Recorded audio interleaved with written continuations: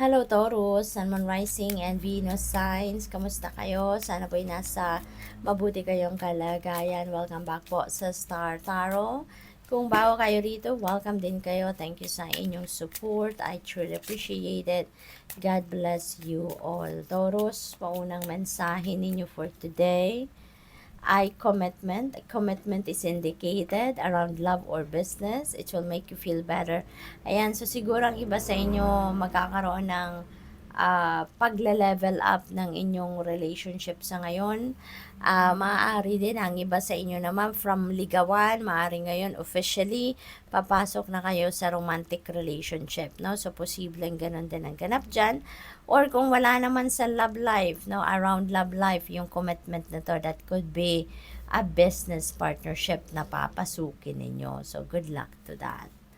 What else? We have difficult times. Be on guard, no, against chaos or unforeseen perils or emotional upheaval are foretold. Ayan. So, mag-ingat kayo, no? Mag-ingat kayo sa mga magiging desisyon ninyo sa ngayon.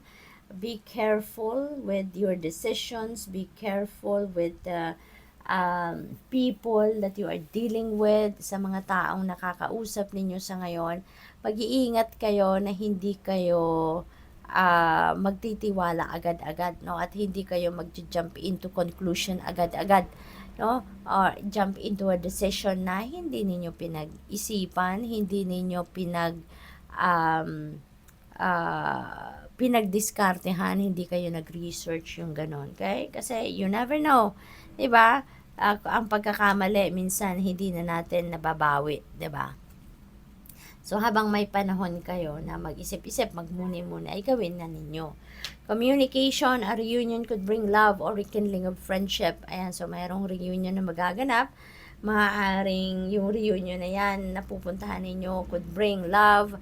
Lalo-lalo na kung kayo ay single pa, no? Baka dyan ninyo makilala yung inyong potential na maging jowa ninyo, 'di ba? Or maaring meron ditong rekindling of friendship, no? Siguro mga dati ninyong naging kaibigan, matagal na kayong hindi nagkita, naputol ang pagkakaibigan, at maaring yan ay bumalik sa ngayon, ano?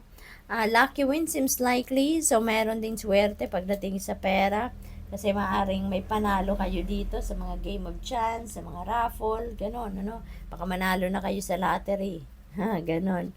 What else? We have sunshine. The sun is shining on you. Napakaganda. Swerte talaga kayo ngayon. May swerteng paparating. So, lalo-lalo na pagdating sa inyong career and business. Okay? So, mayroong opportunity for career or business growth ngayon sa buhay ninyo. So, this is really good. And also, fabulous communication in relationships. So, kahit anumang klaseng relationship, whether love, platonic, or friendship, no, kung anumang klase relationship, yung fabulous communication na yan ang magiging susi sa pagtatagumpay ng inyong mga relasyon or sa pagiging mas strong or alam mo yun, yung mas magandang samahan, no? What else? We have a change of residence. Wow, may pagbabago ng tirahan dito. Maaring meron kayong bagong biling bahay, lilipat na kayo, or maglilipat kayo ng apartment, condo, or maaaring place of residence ito. Baka magre-relocate din ang iba sa inyo. Ang iba naman sa inyo, baka may bagong partner sa buhay, 'di ba? Bagong karelasyon, or baka bagong partner sa trabaho, sa negosyo. Maaari din na may bagong career or trabaho ang iba sa inyo sa ngayon. Kaya dapat handa kayo, no? Be ready doon sa mga pagbabagong ito na magaganap sa buhay ninyo. Kasi, posible din naman na kagustuhan ninyo ang mga pagbabagong ito. So, dapat ready kayo physically, mentally, and emotionally. Kasi, ito na yung mga minamanifest ninyong changes sa buhay. What else? We have assert yourself. Go for what you want. Okay? Maging confident kayo, assertive kung anong gusto ninyo. Pagsikapan ninyo, gawin ninyo ang lahat, no, para makamit ninyo yan. The time is right for soulmate connections. Ayan, so merong mga soulmate, makikilala nyo na ngayon ang soulmate ninyo, no? So that is really good. For others of you, baka manganganak na kayo, no? Baka buntis kayo at manganganak, or kung hindi man, baka yung person ninyo ito na manganganak na, no? Or nagbubuntes. Or possibly din na ano to, baka kamag-anak ninyo, kaibigan, someone close to your heart siguro ang buntes or manganganak. What else? We have play. Ayan. All work and no play makes Jack a dull boy, diba? May kasabihang ganon, Taurus. Kaya, this is an invitation for you or reminder for you na kailangan may balanse. Dapat may oras sa trabaho, oras sa pamilya, sa relationship, at may oras din kayo sa pag-unwind, may oras din kayo sa pagsa-self-care para balanse lang ang buhay, no?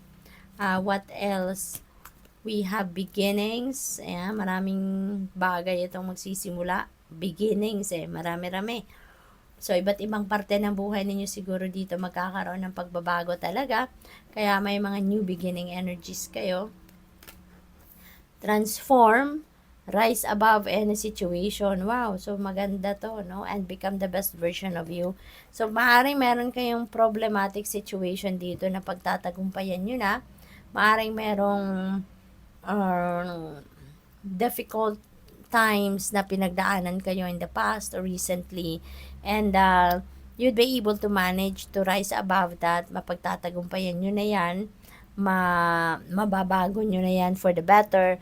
At ang magandang epekto nito kasi parang dito kayo mag-evolve into the best version of yourself. Naging mas ano kayo dito, marami kayong natutunan dito, no? Na nakatulong sa pag-develop ninyo as a person. We have persevere, leave no stone unturned. Ayan, so magsikap lang, pagsikapan lang, no? Kung gusto niyo magtagumpay, number 1 na dapat din meron kayo sa sarili ninyo is yung perseverance. Kasi sa journey natin, sa buhay natin, walang perfect journey meron at meron laging dumadating na problema, meron obstacles. Normal yun, parte ng buhay natin yan, parte yan ng soul's growth at soul's journey natin. Kaya, ang mahalaga lang, kahit anumang klaseng sitwasyon, ang kaharapin natin, mag-persevere lang tayo lagi. No? Never give up. Ayan, diba? Meron at meron tayong mahahanap na way para pagtagumpayan natin ang isang bagay kahit mahirap.